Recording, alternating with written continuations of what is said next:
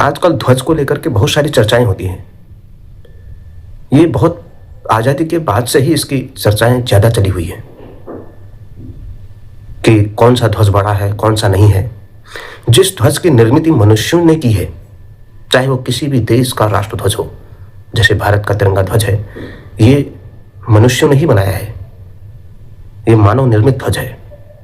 लेकिन वहीं एक ध्वज जो अयोध्या के श्री राम मंदिर में चढ़ाया गया है, वह ध्वज तो भगवान द्वारा, ईश्वर द्वारा निर्मित है। जो ध्वज ईश्वर के द्वारा जिसकी निर्मित हुई हो उसको भगवा ध्वज कहा जाता है।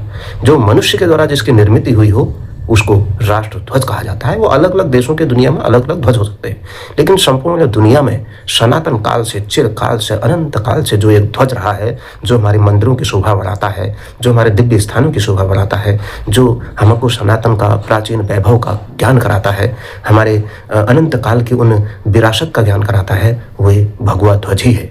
इसलिए भगवा ध्वज का किसी से कोई मुकाबला नहीं है, न उससे किसी की तुलना की जा सकती है। वही एक सनातन का अखंड राष्ट्र ध्वज है, जिसके अंदर हमारे महात्माओं की अनगिनत प्रेरणाएं छुपी हुई हैं, हमारे ऋषि मुनियों की अनगिनत प्रेरणाएं छुपी हुई हैं।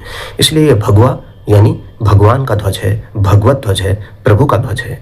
और राष्ट्र ध्वज ये मनुष्यों द्वारा निर्मित है। राष्ट्र ध्वज की अपनी पहचान है, राष्ट्र ध्वज का अपना स्थान है। किसी भी देश के लिए उसका अपना सम्मान है, लेकिन भगवा ध्वज का सम्मान उससे कहीं ऊपर, वह सनातन का, वो संपूर्ण विश्व का ध्वज है और संपूर्ण संसार का कल्याण करने वाला ध्वज है।